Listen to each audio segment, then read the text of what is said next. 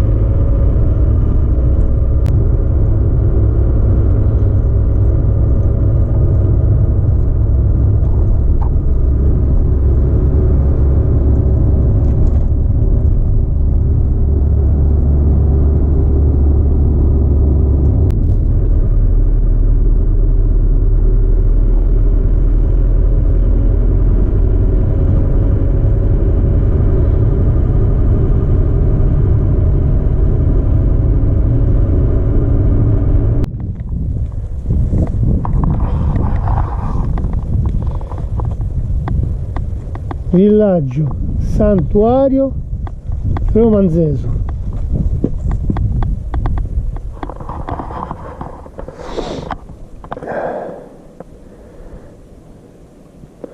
Non conosco bene esattamente nella storia né cosa sia, però è sulla strada che scende verso Bitti e io volevo visitarlo, però ovviamente qui c'era un santuario col villaggio, qui c'è la mappa e qui ci sono delle foto che fanno vedere un attimino quello che hanno trovato e com'è il sito. Risale tra il XIII e il VII secolo. Sicuramente all'interno una spiegazione me la darà. Abbiamo il cane da guardia, Ciao! Ciao! Ora faccio la visita e prima la signora Carola mi spiega un attimino una cosa. Allora, in pratica questa è una piccola mappa del santuario noragico di Romanzeso e per ogni numero all'interno c'è indicato la descrizione delle singole strutture. Noi siamo qua in biglietteria. Il numero 1 in pratica è già l'introduzione del santuario stesso, sì. E qua sul retro c'è anche l'introduzione della civiltà nuragica. Ormai lo conosce sicuramente. E una volta che si avvia qua tra il labirinto e il tempio a Megaron, sì. Labirinto, il tempio a Megaron, il sentiero la porta giù al cuore monumentale che è il Pozzo Sacro. Da qui si sviluppa in pratica tutto il santuario, ci sono diverse strutture, sono 5 templi e altre 12 strutture scavate. Perfetto. Okay. Si può prendere tutto il tempo che vuole perché non chiudiamo all'1. Che bella cosa. E se vuole può anche scaricarsi l'audio-guida. C'è ma c'è il barcode? Sì, è qua. Deve essere... questo qua. Il biglietto costa 4 Posso pure scaricare la guida, perfetto. Sì. È tutto molto ben organizzato. Scarichi l'app, c'è la visita audio guidata e come ha detto la signora Carola mi ha dato la mappa e anche un libricino che ti spiega che cos'è il villaggio. Qui come entri ti fa vedere e ti descrive come erano i tempi a Megaron, come erano le fonti sacre, come era il tempio circolare, per esempio questo qui è quello che sta a Oliena nella Valle dell'Anaitto, e ti fa vedere anche altri siti dove puoi trovare dei villaggi santuario. Uno è questo qua di Bitti, poi ce n'è un altro a Fonni, poi c'è a Santa Cristina c'è un pozzo sacro molto bello, che anche quello vorrei andare a visitare, e c'è un altro pannello dove ti fanno vedere come erano le tombe dei giganti, i nuraghi complessi, il nuraghe semplice, il nuraghe con il villaggio e la capanna nuragica. Questo è un complesso molto grande. Mi dicevano all'interno che qui era un luogo di devozione dove venivano a fare pellegrinaggio, e venivano anche altre tribù, altri, diciamo, gruppi etnici dell'epoca nuragica. È un bel sito romanzesco, vale la pena visitarlo. Io adesso faccio la visita, sia guidata che poi leggo qua.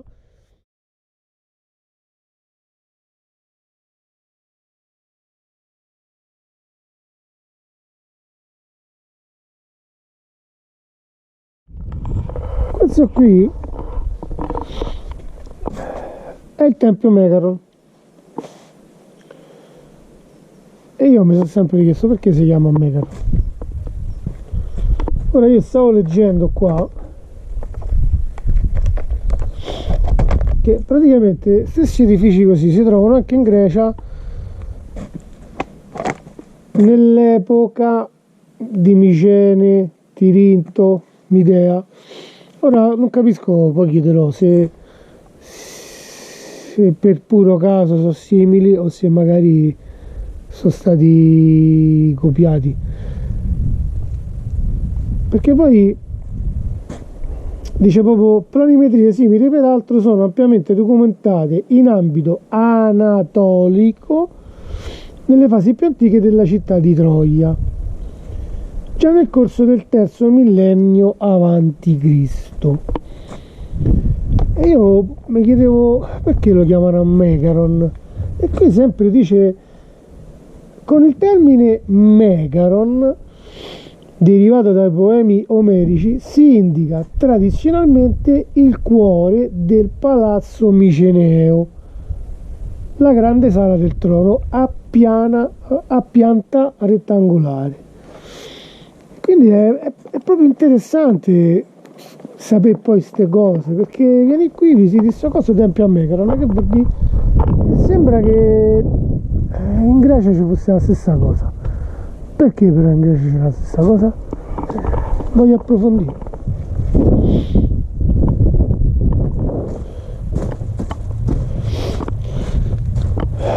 E poi mi piace come hanno fatto il sentiero, qui ci hanno messo i pali con le corde, e poi l'ambiente è bellissimo perché tutto intorno ci stanno alberi qui da sughero, bello, sì.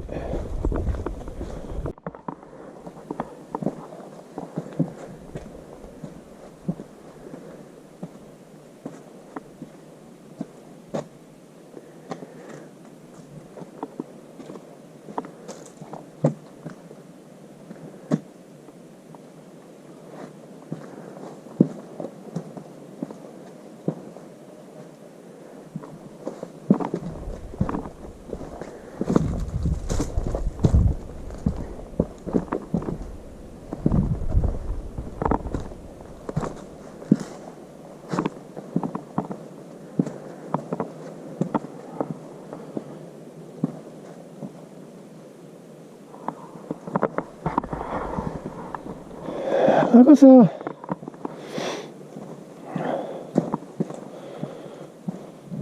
che trovo interessante è che qui ci sono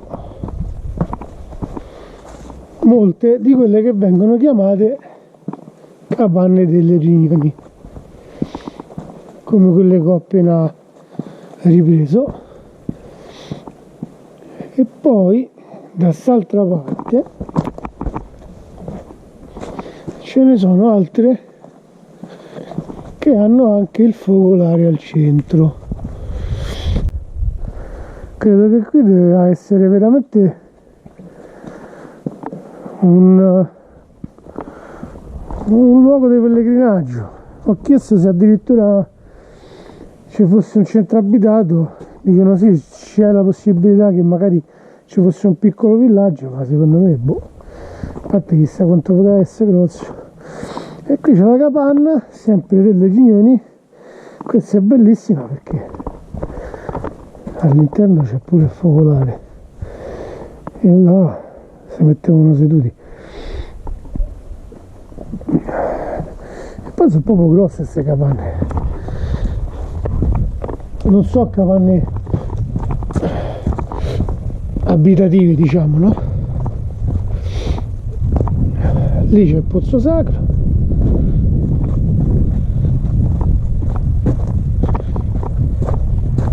Questa pure è l'altra capanna, sempre delle riunioni, con il focolare al centro. E qui vicino, aspetta, qui vicino alle capanne con il focolare c'è quella che sul piano mi dicono, ci sta scritto Heron, la tomba dell'eroe. Poi però ascoltando l'audiovida e leggendo non è proprio una tomba dove è stato sepolto un personaggio o dei personaggi, a parte che sembra quasi come un tempio di Megaron come costruzione. E poi è figo perché qui viene interpretata, visto che non hanno trovato né ossa né denti né niente, però qui dentro sono state trovate tantissimi oggetti di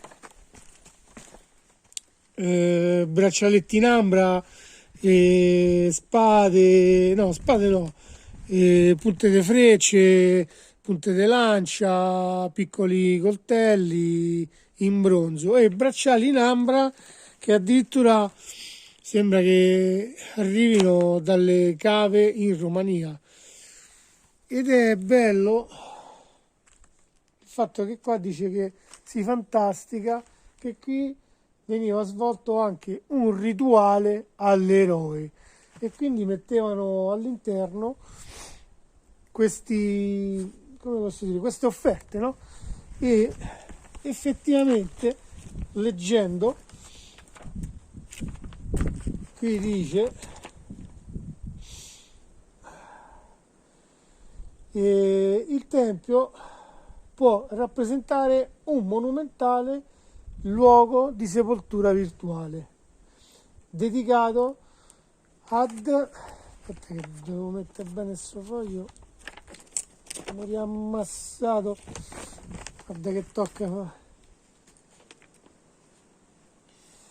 Allora, dedicato ad un culto funerario di tipo eroico. All'interno della cella non le spoglie umane, ma la deposizione simbolica del corpo e dell'antenato eroizzato. Quindi pensate, c'era il culto dell'acqua che si venivano a purificare e poi magari c'era pure questo culto sul mito dell'eroe, no? Pensate.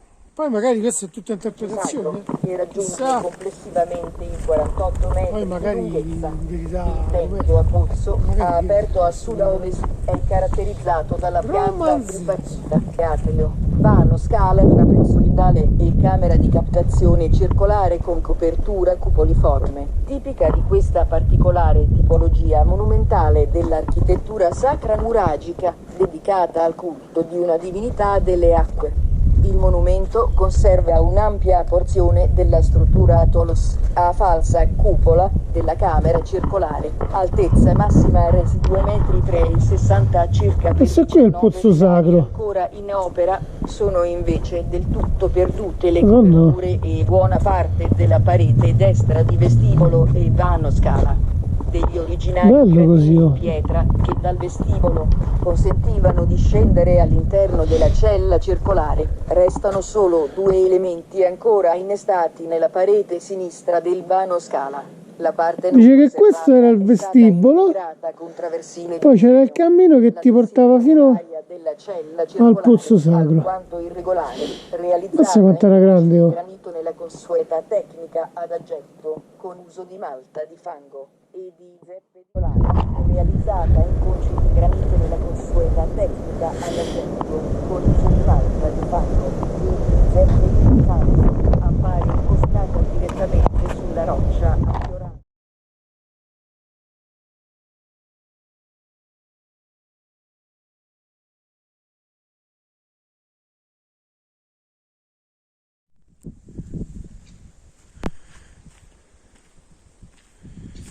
Tu pensa che storia che poteva essere, pensa quanta gente poteva venire qua per purificarsi, il culto dell'acqua,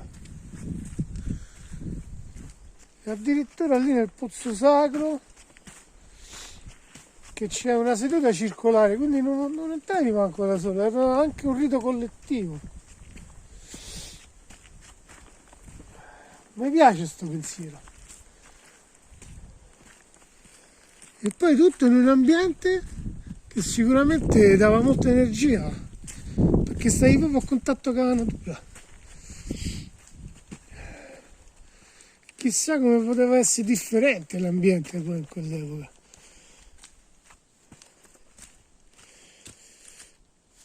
Sì, veramente un bel posto Romanzese.